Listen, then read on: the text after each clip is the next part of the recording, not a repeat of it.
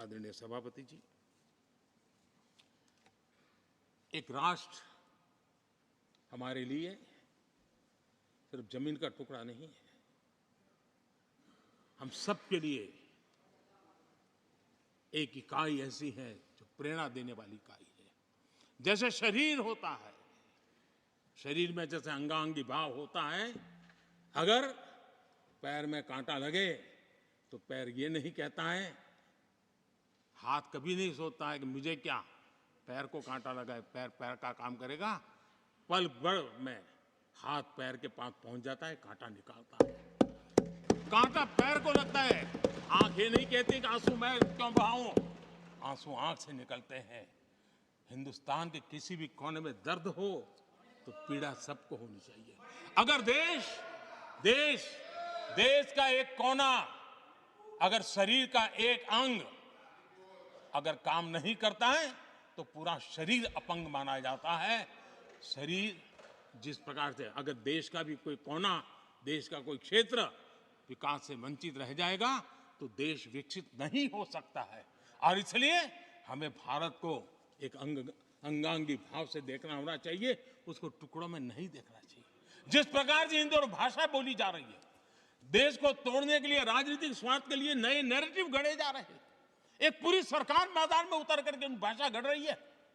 इससे बड़ा देश का दुर्भाग्य क्या हो सकता है? आप मुझे बताइए, झारखंड का कोई आदिवासी बच्चा अगर ओलंपिक के खेल के अंदर जाकर के मेडल लेकर आएगा तो क्या हम ये सोचते हैं कि तो झारखंड का बच्चा है? पूरा देश कहता है हमारा देश है। जब एक झारखंड का बच्चे में प्रतिभा देखते हैं और देश हजारों करोड़ रुपया, हजारों लाखों रुपया खर्च करके उसको अच्छे कोचिंग के लिए दुनिया के किसी देश में भेजता है, तो हम ये सोचेंगे कि खर्चा झारखंड के लिए हो रहा है, क्या देश के लिए नहीं हो रहा है? हम क्या करने लगे हैं, क्या भाषा बोलने लगे? इस देश का गौरव, हमारे यहां वैक्सीन, देश के करोड़ों लोगों को वैक्सीन का, हम ये कहेंगे वैक्सीन तो उस कोने में बनी थी इसलिए हक उनका है, देश को नहीं मिल सकती? कैसा सोच सकते हैं? क्या वैक्सीन उस शहर में बनी थी इसलिए देश के और भागों को इसका लाभ नहीं मिलेगा? ये सोचेंगे क्या? क्या सोच बन गई है?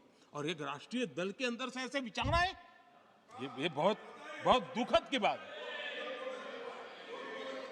मैं पूछना चाहता हूं आदरणीय सभापति जी, क्या अगर हिमालय कल कहना शुरू कर दें, हिमालय कल बोलना शुरू कर दें, ये नदियां मेरे यहां से बहती हैं, मैं तुम्हें पानी नहीं देने दूंगा, पानी का अधिकार मेरा है, देश का क्या होगा? देश कहां जाकर के रुकेगा? अगर जिन राज्यों में कोयला है वो कह दें कोयला नहीं मिलेगा, ये हमारी संपत्ति है, जाओ तुम अंधेरे में गुजारा करो, देश कैसे चलेगा? आदरणीय सभापति जी, ऑक्सीजन, कोविड के समय हमारे यहां ऑक्सीजन की संभावनाएं, पूर्वी कार्य में जो उद्योग है उसके साथ देश के पूरे देश को ऑक्सीजन की जरूरत थी। अगर उस समय पूरब के लोग कह करके बैठ जाते ऑक्सीजन को हम नहीं दे सकते, हमारे लोगों की जरूरत है, देश को कुछ नहीं मिलेगा, क्या होता देश का? उन्होंने संकट झेल करके भी देश को ऑक्सीजन पहुंचाया। देश के अंदर ये भाव तोड़ने का क्या प्रयास हो रहा है? क्या इस प्रकार से देश को, हमारा टैक्स, हमारे मनी किस भाषा में बोला जा रहा है? ये देश के भविष्य के लिए नया खतरा पैदा करने वाली बात है।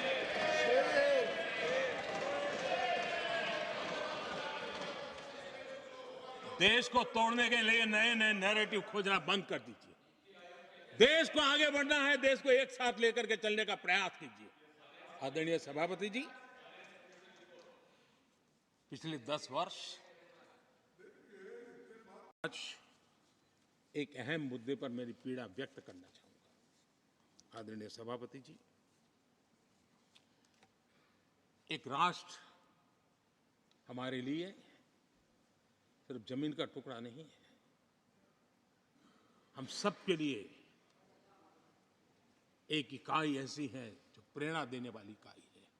जैसे शरीर होता है, शरीर में जैसे अंगांगी भाव होता है, अगर पैर में कांटा लगे तो पैर ये नहीं कहता है, हाथ कभी नहीं सोचता है कि मुझे क्या, पैर को कांटा लगा है, पैर पैर का काम करेगा। पल भर में हाथ पैर के पास पहुंच जाता है, कांटा निकालता है। कांटा पैर को लगता है। आंख ये नहीं कहती कि आंसू मैं क्यों बहाऊं, आंसू आंख से निकलते हैं। हिंदुस्तान के किसी भी कोने में दर्द हो तो पीड़ा सबको होनी चाहिए। अगर देश देश का एक कोना, अगर शरीर का एक अंग अगर काम नहीं करता है तो पूरा शरीर अपंग माना जाता है।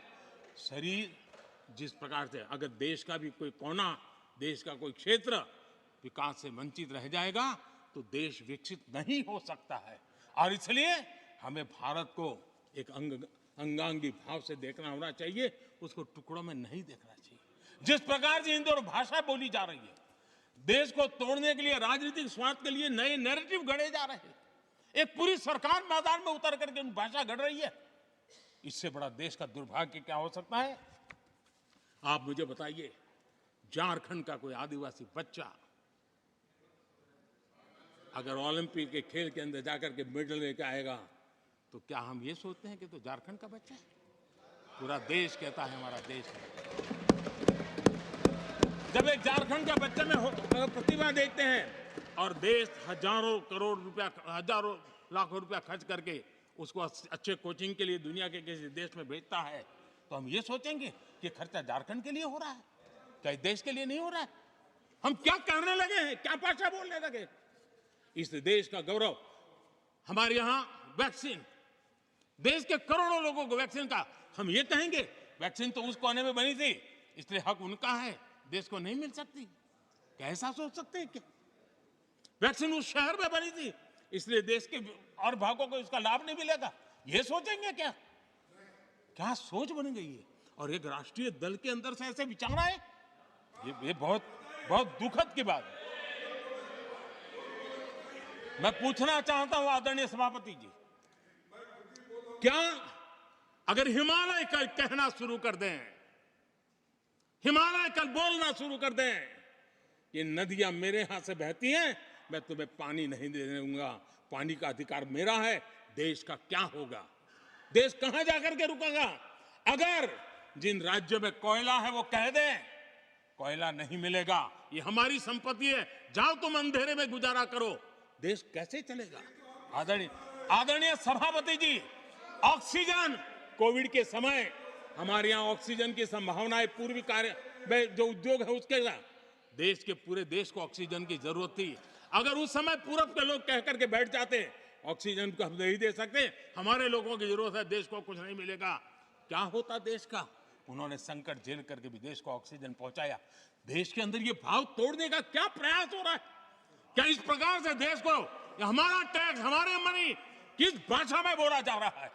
ये देश के भविष्य के लिए नया खतरा पैदा करने वाली बात है।